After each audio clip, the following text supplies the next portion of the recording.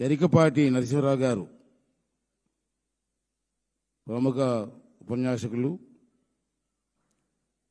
వారి గురించి మీ అందరికీ చెప్పవలసిన అవసరం లేదు. ప్రపంచానికి అంతా తెలిసిన వ్యక్తి, ఏకైక వ్యక్తి. రామారావు గారి అభిమాని వారు. రామారావు గారు వీరి అభిమాని కాదు, నాకు తెలియదు కానీ వీరు మాత్రం రామారావు గారి అభిమాని. నేను కూడా రామారావు గారి అభిమానే, కానీ వీరికి కూడా అభిమాని. నేను ఎప్పుడు వాళ్ళు ఫాలో అవుతుంటాను సార్. మిమ్మల్ని ప్రజల్లో చాలా చైతన్యం తీసుకొస్తున్నారు. మీలాంటి వ్యక్తుల్ని ముందు మాట్లాడడం నాకు చాలా ఆనందంగా ఉందని చెప్పి మనం చేస్తున్నాను. అలాగే ప్రముఖ సినీ నిర్మాత అశ్విని దత్ గారు చూశారు మీరు.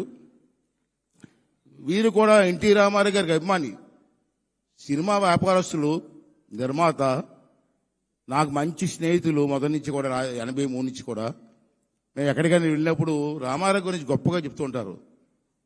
నేను చాలాసార్లు అతను ఎందుకు లైక్ చేస్తానంటే, రామారావు గారిని మనం మొదటి నుంచి సినిమా ఫీల్డ్కి వచ్చిన దగ్గర నుంచి రకరకాల పాత్రల్లో చూసాం.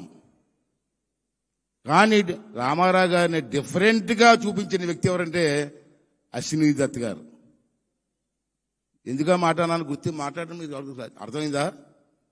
అతను నిర్మాతగా అతను ఒక ప్రయోగం చేశారు.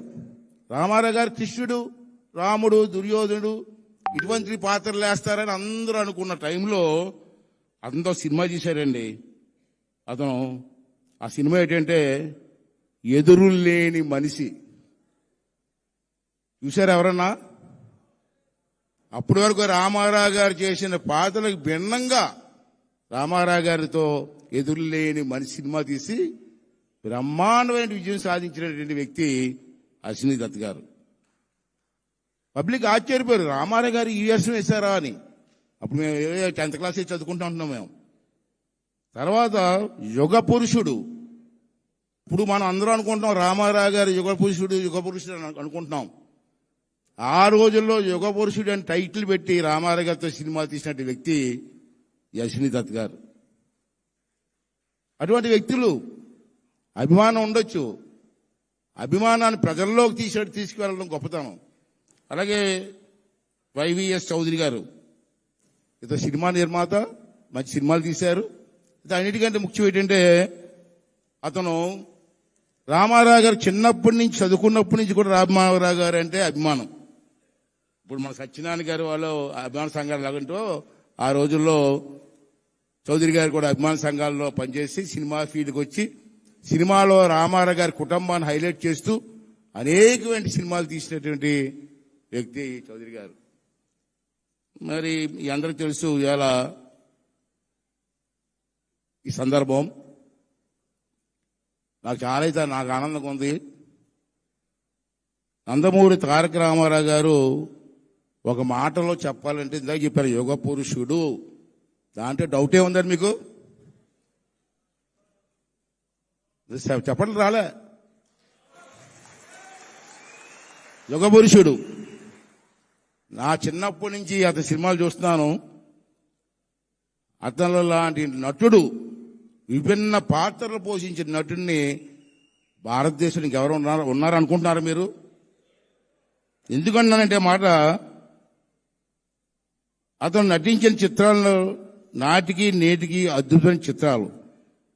ఒక రాముడుగా, కృష్ణుడిగా, దుర్యోధనుడిగా, రావణ బ్రహ్మగా, ఒకే రాజు పాత్ర అయినా, ఒక బడిపంతులు వేషమైనా అన్ని పాత్రల్లో కూడా ఇమిడిపోయే ఏకైక వ్యక్తి నందమూరి తారక రామారావు గారు. చూడండి, కృష్ణుడి వేషం వేస్తే కృష్ణుడిలాగా ఉంటాడు, రాముడు వేషం వేస్తే రాముడిలాగా ఉన్నాడు, దుర్యోధను వేషం వేస్తే గంభీరం, రావణాసుడు పాత్ర వేశాడు, రాజు పేదలో పేదవాడి పాత్ర వేశాడు, ఉమ్మడి కుటుంబంలో మంచి పాత్ర వేశాడు. ఇలా రకరకాల పాత్రలు.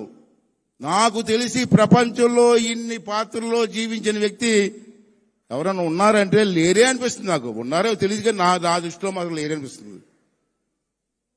ఏంటండి ఇవాళ చూస్తే మనం దానవీర సువర్ణకర్ర తీసుకుందాం. ఎంత డేరింగ్ ఏంటి అతను. ఓ నిర్మాతగా, ఓ డైరెక్టర్గా సినిమా తీశారు. కేవలం తక్కువ రోజుల్లో తీసే సినిమా. నాకు తెలిసి 40 రోజుల్లోనే 38 రోజుల్లో తీసినట్టు గుర్తు నాకు. ఏంటి